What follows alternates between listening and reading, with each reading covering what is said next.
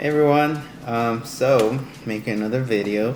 I also want to test out this green screen. This one's I want to talk about chanting. I mention chanting often when talk about Buddhism, and for everybody that is a member who's chanted, who does the Buddhism, you probably knows what it means when I say I'm chanting for you. I'm chanting, chanting has helped me, and it's a basically a open eye meditation, I guess, meaning that you have your eyes open, and we're looking at a Gohansen, which is supposed to be a representation, a reflection of ourselves, and then you start saying the things that you want in life.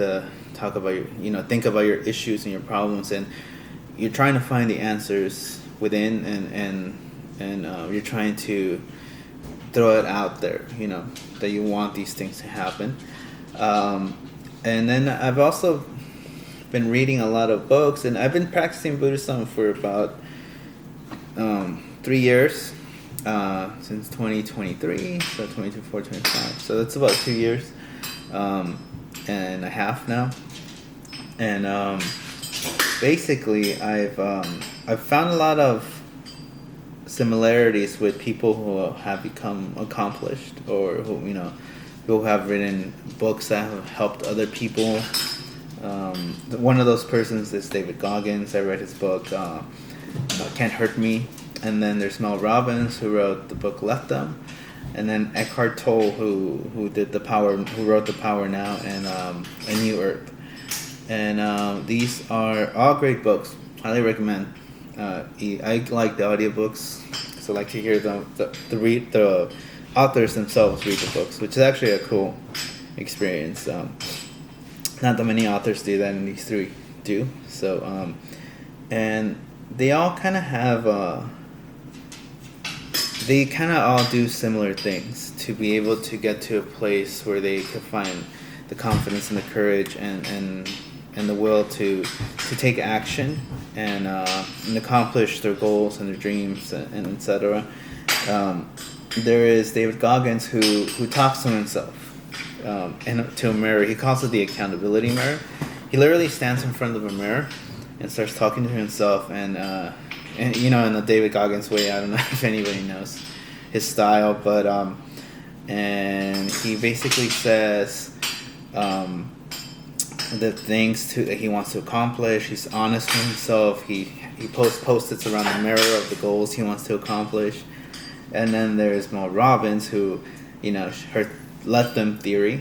I think that's the name of the book, actually. And she basically says, you say let them, and then let me. When you're in a situation, people are upsetting you or something's going on, you go let them do what they need to do, or let them be adults.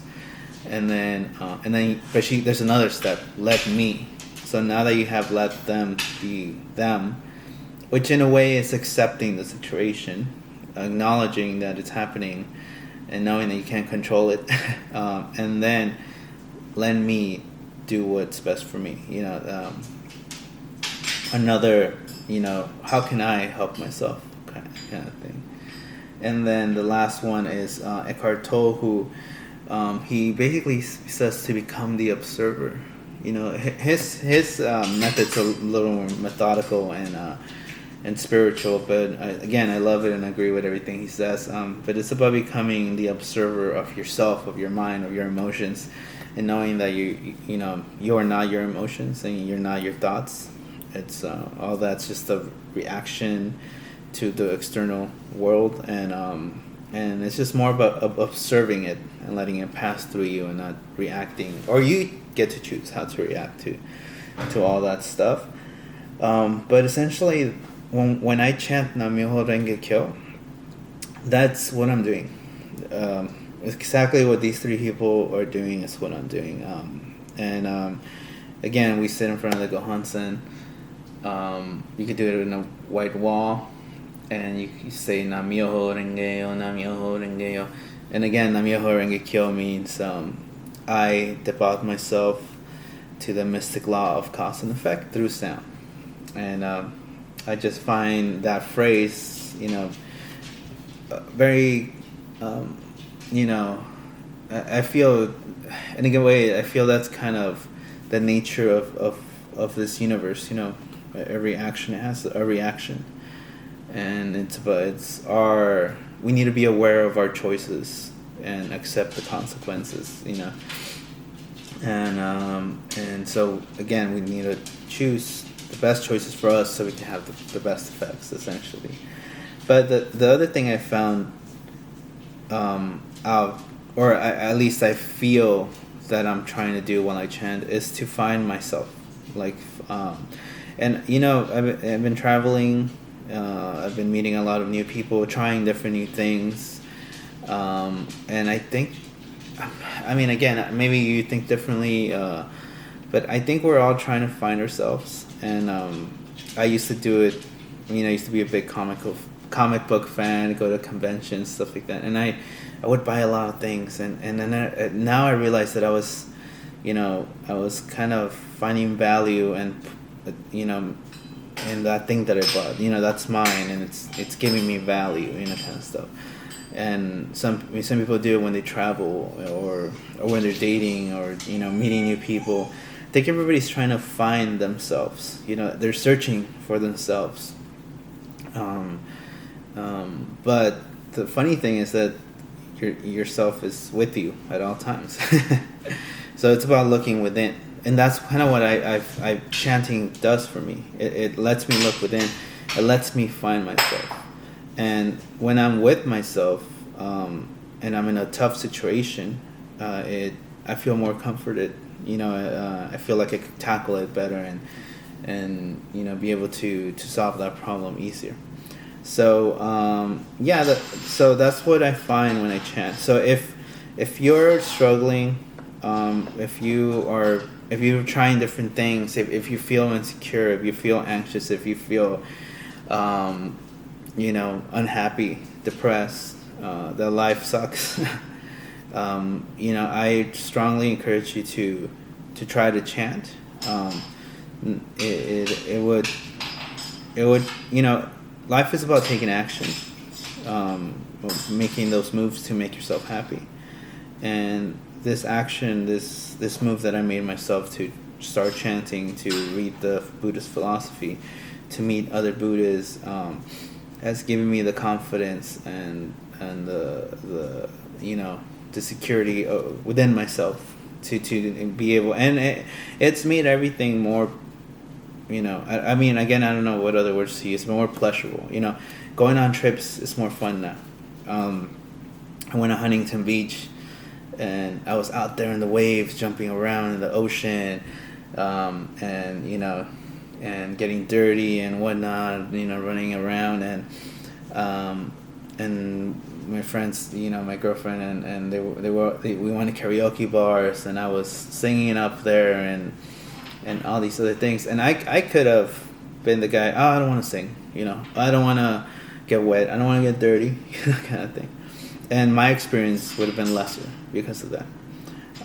But because I just accepted the situation, and I'm confident and sincere with myself, I'm like, yeah, I'm gonna make a fool of myself out there. I'm gonna get dirty in the water and jump around in the ocean. But in the end, I would argue I had a way better experience than just sitting out there in the sun, and that I used to do that, I'm thinking back in the day, I would go with family and I would just sit in the sand, stuck in my head, instead of experiencing life around me. But yeah, that is what chanting has done for me. It has allowed me to accept the moment and then react to it in a way where I'm more conscious and I'm like, what can I do, to make sure I could, I don't like to use the word resolved or problems or struggle, but what can I do to have good effects, to these situations. But yeah, that's kind of what I wanted to say. I want to test the screen out to see how it comes out. Maybe it's gonna suck. But yeah, so if you're interested in Buddhism, reach out. Strongly encourage it. Again, if you're curious, we have intro meetings. We have, I think, on September. Shoot, don't quote me. Give me a second. On September 7th, we have a big world peace meeting at North Hollywood. So please reach out and be one of our guests. You get a sense of what the community is, what the meetings are like, and the kind of people, Again, that when you encounter people who are truly working on themselves, who are truly taking accountability for their life, and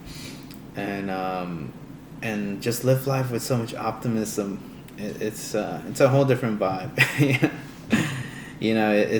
I don't know if you ever met people that when you talk to them, they kind of like drain you. Like they're very negative. They complain about everything, and they don't stop talking. They kind of like drain like your energy, and you almost don't want to be around that. This is the opposite. These people, they're so optimistic, so uplifting. They encourage you. They're like, go after it, and that it gives you energy. It really makes you like oh yeah, I could do it. Like that's essentially what pulled me towards Buddhism. It was the people. Like I want what they have. Whatever you're taking, I want to take it. It was Buddhism this whole time. But yeah, so please reach out. Take that action. Take those first steps. For your life, for your happiness. We're here just a short time on this earth, so I make the best of it. And if you already have your own philosophies and things that already help you, therapies and all that stuff, keep doing it and find that optimism and really reflect on yourself. If it's not working for you, Buddhism's here and it would always be there, and it doesn't cost you anything. It's free. All right, so sounds good. All right, have a good one.